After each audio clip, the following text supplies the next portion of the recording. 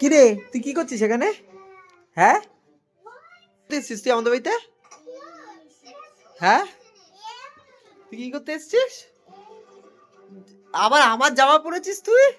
দে তোর জামা দুটো দে আমাকে। তো পুচি এসছে আমাদের বাড়িতে, এখন আমি অফিস থেকে এসছি।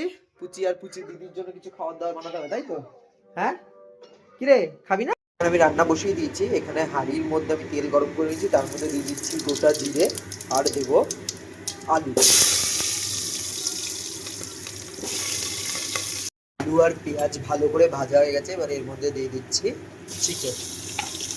চিকেনটা ভালো করে জল দিয়ে ধুয়ে জলটা ভালো করে নিংড়ে নিতে হবে, দিয়ে এটাকেও আমি ভালো করে ভেজে নেবো। মানে চিকেন মোটামুটি ভাজা হয়ে গেছে। এবার এর মধ্যে দিয়ে দিচ্ছি ধনেপাতা, রসুন আর কাঁচা লঙ্কা বাটা, সামান্য একটু হলুদ,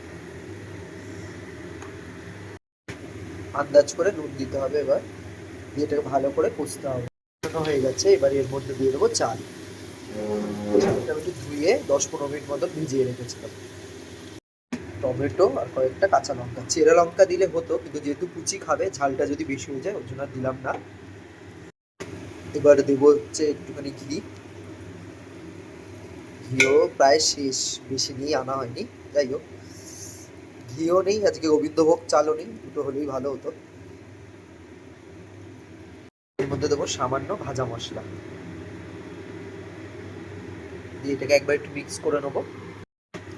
এবার এর মধ্যে যতটা চাল নিয়েছিলাম তার ডবল আমি জল দিয়ে দিচ্ছি, দিয়ে এটাকে জাস্ট ফুটিয়ে নিলে রেডি। এখানে এটাকে ঢাকা দিয়ে দিচ্ছি, ফার্স্টে একটু হাই ফ্লেমে, তারপর আস্তে করে দিতে হবে গ্যাসটাকে। আর এখানে আমি একটু বেগুন ভাজবো বুট পোলাওয়ের সাথে। চিকেন পোলাওটার সাথে একটু ডিম কষা বা বেগুন ভাজা বা ফুলকপি ভাজা এগুলো খুব ভাল লাগে। তো তোমরা বাড়িতে ট্রাই করো, আশা করি সবার খুব ভাল লাগে। রেডি হয়ে গেছে, আর এখানে বসে বসে এখনো কার্টুন দেখে যাচ্ছে এই মেয়েটা। এই হচ্ছে আজকের মেনু, এখানে আছে চিকেন পোলাও, তার সাথে শিম ভর্তা আর হচ্ছে বেগুন ভাজা। কে খাবে? পুচি থাকবি তো আজকে তুই?